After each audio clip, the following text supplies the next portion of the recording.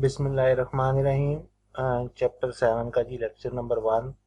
Chapter first 7 जो है वो आपकी राइटिंग को कवर कर रहा होता है और उसमें मोस्ट इम्पॉर्टेंट जो है वो आपकी लेटर्स एंड सर्कुलर्स हैं। ठीक है, तो सबसे पहले डिस्कस करेगा वो लेटर्स को। तो कंपोनेंट्स ऑफ बिजनेस लेटर्स वो तो हम आगे देखेंगे, ठीक है, लेकिन यहाँ पे इस पूरे पहले जो इंट्रोडक्टरी उसका पेज है, ठीक है, 1.1 में वो सिर्फ आपको ये बता रहा है कि सबसे पहले आपने ये देखना है कि क्या लेटर जो है वो लिखना ज़्यादा ज़रूरी है या टेलीफोन कॉल या मीटिंग से काम चल जाएगा। जो आपकी पर्सनल होती है, डिस्कशंस होती हैं या कम्युनिकेशन जो है वन टू वन कम्युनिकेशन, उसमें फीडबैक जो है वो क्विकली मिलता है आपको। ये बात हम पहले डिस्कस कर चुके हैं। क्विक डिसीजन मेकिंग होती है, काउंटर क्वेश्चनिंग जो होती है वो इजी होती है, तो ये टाइम कंज्यूमिंग नहीं होती, रिलेटिवली स्ट्रेट फॉरवर्ड होती है और इससे जो एंड रिजल्ट है वो बेहतर आता है। लेकिन हमने पहले बात की थी कि रिटन कम्युनिकेशन क्यों ज़रूरी है। जहाँ पे आपको एविडेंस चाहिए होता है वहाँ पे आप रिटन कम्युनिकेशन को प्रेफर करते हैं। Recall though that the most important person in any business communication is the message receiver. Consider how they would like to receive your message. दूसरी बात जो आपने ये देखनी है कि क्या जो रिसीवर ऑफ द मैसेज है वो टेलीफोन कॉल को प्रेफर कर रहा है या वो ये चाहता है कि इन रिटर्न जो है उसको रिप्लाई किया जाए या इन रिटर्न उसको इन्फॉर्म किया जाए किसी पर्टिकुलर इशू के बारे में। अब अगर आपने ये डिसाइड कर लिया है कि रिटर्न कम्युनिकेशन जो है वो ज़्यादा अप्रोप्रिएट है, ठीक है, तो फॉर्मेट आपने क्या लेना है, क्या आपने लेटर लिखना है, ठीक है, या आपको रिपोर्ट लिखनी है। तो टिपिकली हम ये बात भी कर चुके हैं कि लेटर्स जो हैं वो ज़्यादा लंबे नहीं होने चाहिए, वो ज़्यादा से ज़्यादा 2 पेजेस का होना चाहिए। अगर 2 पेजेस से ज़्यादा है तो फिर आप रिपोर्ट फॉर्मेट जो है वो यूज़ करेंगे, वो ज़्यादा अप्रोप्रिएट है, ठीक है। The letter will give your reader an impression of you. Therefore, make sure it is good one. Aim for your letter to be thoughtful and careful, friendly and polite, clear and concise. कोई नई बात नहीं है, वही पुरानी बातें सारी repeat हो रही हैं। अब नेक्स्ट पेज पे उसने आपको एक पूरा लेटर जो है वो लिखा और उसके डिफरेंट जो पार्ट्स हैं उनको एक्सप्लेन किया। तो नंबर 1 पे अगर आप देखें तो यहाँ पे कंपनी का जो लोगो है और कंपनी का जो नेम है वो अपीयर हो रहा है। ये बेसिकली क्या है कि लेटर जब लिखा जाएगा तो वो लेटर हेड पे लिखा जाएगा। नंबर 2 पे रेफरेंस है। जब आप लेटर लिखते हैं तो उसमें कोई ना कोई रेफरेंस नंबर दे देते हैं क्योंकि उसी पे फ्यूचर करस्पॉन्डेंस हो रही होती है। अब अगला बंदा जब आपको रिप्लाई करेगा तो वो जो लेटर लिखेगा उसमें आपका रेफरेंस नंबर जो आपने लेटर पे लिखा हुआ है उसको मेंशन करेगा ताकि आपको पता चल जाए कि आपने जो लेटर लिखा था वो कौन से लेटर का ये रिप्लाई आया है। तो जो इनबाउंड या आउटबाउंड करस्पॉन्डेंस होती है उसकी जो फाइल्स बनती हैं उसमें जो लेटर्स हमने पहले बात ये डिस्कस की थी कि क्रोनोलॉजिकल ऑर्डर में आपने चीज़ों को स्टोर करना होता है। तो वो जो सीक्वेंस है वो एक लेटर का रिप्लाई, फिर उसका काउंटर रिप्लाई, फिर रिप्लाई, फिर काउंटर रिप्लाई, वो एक सीक्वेंस में उसी वक्त आप उसको रख सकते हैं जब उसका कोई रेफरेंस नंबर हो, ठीक है। आर रेफरेंस, अच्छा यहाँ पे अब योर रेफरेंस जो है वो बेसिकली उस बंदे का रेफरेंस नंबर है जिसको आपने लेटर लिख रहे हैं। आर रेफरेंस ये आपका रेफरेंस नंबर है। तो अब एक्चुअली ये उस वक्त होगा अगर आप रिप्लाई कर रहे हैं, यानी कि पहले लेटर आपकी तरफ आया है। अगर लेटर आपकी तरफ नहीं आया तो फिर रेफरेंस नंबर स्टार्ट होगा आपसे। वो फिर जब काउंटर में रिप्लाई करेगा तो आपका रेफरेंस नंबर और अपना रेफरेंस नंबर भी लिखेगा। उसके बाद यहाँ पे आपने मेंशन कर दिया प्राइवेट एंड कॉन्फिडेंशियल कि ये सिर्फ उसी बंदे को मिले जिसको ये लेटर लिखा गया, उसके अलावा किसी को ना मिले, ठीक है। डीबी दाऊद ESQ, ठीक है, एसक्यूएल ये एक टर्म है जो बाहर इस्तेमाल होती है, इस पे ज़्यादा फोकस करने की ज़रूरत नहीं है। उसका डेजिग्नेशन, ठीक है, इस्लामाबाद मेटल्स लिमिटेड। अब आपकी कंपनी कौन सी है, APCI लाहौर लिमिटेड, जबकि जिस कंपनी को आप लेटर लिख रहे हैं उसके नेम आपने यहाँ पे मेंशन कर दिया, ठीक है। जिस बंदे को लिख रहे हैं उसका नाम, उसका ओहदा, एड्रेस 1, एड्रेस 2, पोस्टल कोड वगैरह ये सारी चीज़ें नंबर 3 पे दे दी।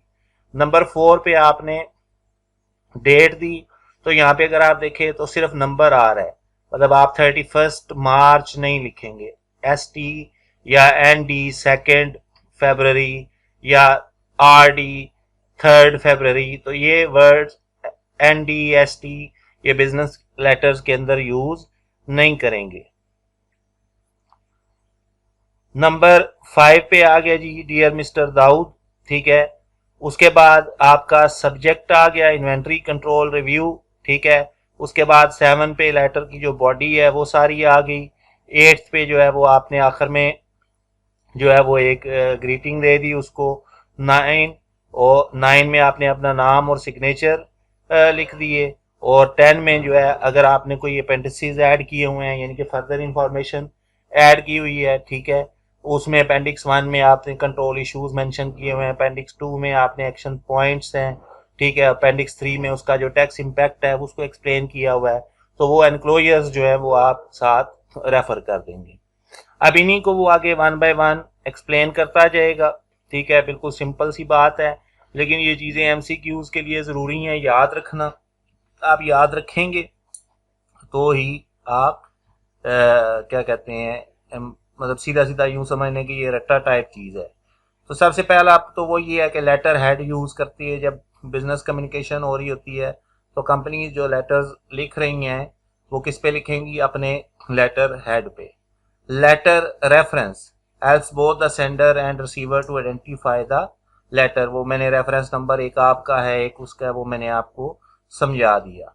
Receiver name and address, job title although not a disaster if you don't know it, अगर आपको जॉब टाइटल नहीं पता तो फिर लिखने की जरूरत नहीं है। If you know the recipient's name then always use it to make the letter personalised. Where possible confine the address to 3 or maximum 4 lines. This help avoid starting the page too far down. If relevant, enter private and confidential immediately before the name, ठीक है जी। Addressing the man, ये different चीज़ें जो हैं, ठीक है, क्या कहते हैं उसको, across the Commonwealth it is usual to use initials plus surname plus ESQ। अब ESQ क्या है जी, squire which is historically was used to denote a person of certain social status, ठीक है। USA में कैसे हो रहा है जी, mister plus first name plus initials plus surname. तो ये मुख्तलिफ जगहों पे जो है ना वो डिफरेंट वेज में जो है वो आप स्टार्टिंग कर सकते हैं। ये डिपेंड करता है कि एरिया कौन सा है, तो कोई स्पेसिफिक रूल नहीं है, लेकिन जनरलाइज्ड रूल है। वुमेन को अगर आप, तो मिसेस तभी आप यूज करेंगे जब आपको उसका पता है कि वो खातून जो है वो शादीशुदा है, ठीक है। अदरवाइज जो है वो आप MS का वर्ड यूज करेंगे, ठीक है। या अगर आपको कंफर्म है कि वो गैर शादीशुदा है तो खाली मिस यूज करेंगे। तो ये डिफरेंट रूल्स हैं सिंपल जो कि आपने याद रखने हैं।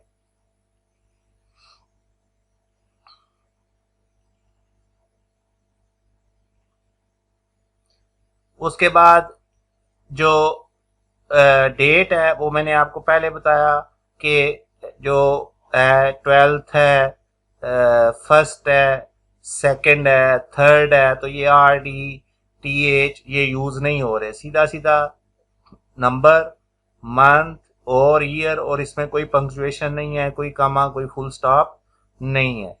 सैल्यूटेशन आपने यूज करनी है, अगर आपको नाम पता है तो फिर आप नाम यूज करेंगे, अदरवाइज वही है, डियर सर, डियर मैडम, ठीक है, डियर क्या कहते हैं, अगर आपने प्लूरल यूज करना है तो मेडिमास, वो प्रोनाउंसिएशन का इशू है, उसको आप छोड़ दें, मतलब बेसिकली आपको वर्ड याद रखना है कि कौन सा यूज कर रहे हैं आप।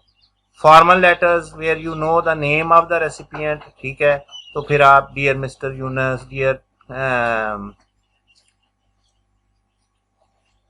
मिस अकरम, ठीक है, ये आपको पता नहीं है कि वो क्या कहते हैं उसको, ये मैसर्स, यहाँ पे वैसे अकरम क्यों यूज हुआ है, सकते, तो MS जो है वो मैडम के लिए यूज होता है। Letters where you are very familiar with the recipient use dear plus for name, for example dear Faisal. उसके बाद सब्जेक्ट हेडिंग है जी, कि लेटर जो है वो बेसिकली आप किस पर्पस के लिए यूज कर लिख रहे हैं, तो सब्जेक्ट को पढ़ के जो है ना वो एक इनिशियल जजमेंट कर लेता है रीडर कि ये बेसिकली लेटर किस पर्पस के लिए है। ठीक है, the heading should be in bold but not should be underline. ये छोटी छोटी पॉइंट याद रखने हैं, इस पे सीधा सीधा MCQ आ जाएगा। बॉडी जो है use clear and correct English, ये वो सारा जो आपको पहले से पता है कि राइटिंग में आपने किन किन चीज़ों का ख्याल रखना होता है, वही चीज़ें जो हैं वो रिपीट हो रही हैं। हाँ जी, साइनिंग ऑफ है सैल्यूटेशन, ठीक है, डियर मिसिस कोलन, तो आप जो है appropriate signing off your sincerely, if you use their name then say your sincerely. ठीक है, और अगर आपने डियर सर यूज किया है तो फिर योर फेथफुली। डियर फैसल जब use when you are familiar with the recipient, कोई आपकी पहले से आपस में जो है वो गपशप है, आपस में फ्रैंकनेस है, तो फिर आप क्या करेंगे, काइंड रिगार्ड्स।